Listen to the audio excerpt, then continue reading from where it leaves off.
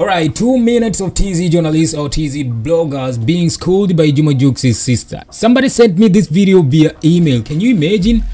His name, I'm sorry if okay, I'm not going to expose your name, but somebody sent me this video via email. I hope you're watching this video right now, and shout out to you for going extra mile, from tagging me on my socials, DMing me, but you went further and sent me this video via email. Shout out to you. Okay, this happened on 28th of May during the big reception in Dar es Salaam, Tanzania. This woman introduced herself as Zainab. She says she's a Juma Jux's sister and she's a real estate agent, alright? This journalist started asking her questions which she find them irrelevant, and that's when she started schooling them. Habari ya madam. Nzuri, habari. Unapendeza sana. Asante. Jina unaitwa nani? Zainab kutoka SMI Real Estate. Okay. Zungumza na Tanzania kwanza kuhusiana na ujio wako katika shughuli hii ya reception Jux. Upande wa kike ni wa kiumeni? Oh my god, mimi ni upande wa kiumeni. Okay. Mimi ni dada yake na Jux kabisa, ambaye Jux bwana ananiunga mkono sana.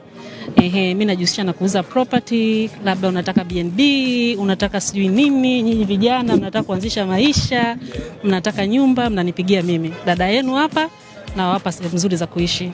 Okay, the first question they asked her ever since she introduced herself as a Juma Jux's sister and she's a real estate agent, they asked her if Juma Jux owns so many houses and so many properties. And she said, of course, he owns so many houses and he owns so many properties. Yes. Tafsiri unaweza kututhibitishia kwamba kumbe Jux ana nyumba zake kadhaa kwa sababu dadake anauza. Unamwonaje Jux? Sio mjinga? Yes, yes. Kabisa. They went ahead and asked her to expose the artist's name and the thing they own, like the apartment or the house. And she said, these artists are good upstairs. They play their game low-key, but they own so many stuff. But because you, the journalist, whenever you come across them, you don't ask them about investment. You don't ask them about positivity. You always ask them about gossip or about negativity. And that's the reason why you don't know anything about them. She went ahead and told them, let us be like Nigerians. Nigerians support their people. An artist might be average, but the way they support the artist make the world think the artist worth it. Tutakuwa sahihi tukisema sasa hivi wasanii wanaamko na ununuaji wa nyumba, labda una siri zao zozote ambazo hawatuambii? Hakuna siri, ila ni watu ambao wanajitambua sana tofauti na nyinyi mnavyodhani. Yeah, na wanapenda vitu vyao viende kimya tofauti na mnavyovijua mtandaoni sivyo ambavyo wanavyo. Yes, yeah.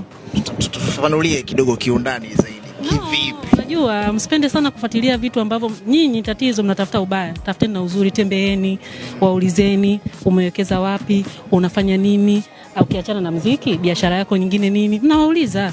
Unajua tujifunze kukuza vya kwetu Simuona Nigeria wanavyokuza vya kwao.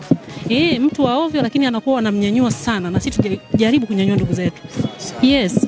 They didn't stop there. They went ahead and asked her about Priscilla being an expectant mother. That's when I witnessed a straight up insult, because she said, this is the first time I'm hearing this information and it's from you. And it seems like you journalist knows more about female issues than me, despite being a woman. Yo, if I was among these journalists or bloggers, I wouldn't have posted this video, because that's a straight up insult, right? Okay, enjoy the show. Ndio unanipa wewe taarifa. Dada mtu wewe. Sawa, sasa ndo naambia wewe. Bado kumbe. Macho yako yanaona kuliko mimi mtoto wa kike. Acha bwana. Sijui. Asante sana. Shukrani sana. Hai. Asante. Anyways, it should reach a point where TZ journalists and bloggers up their game.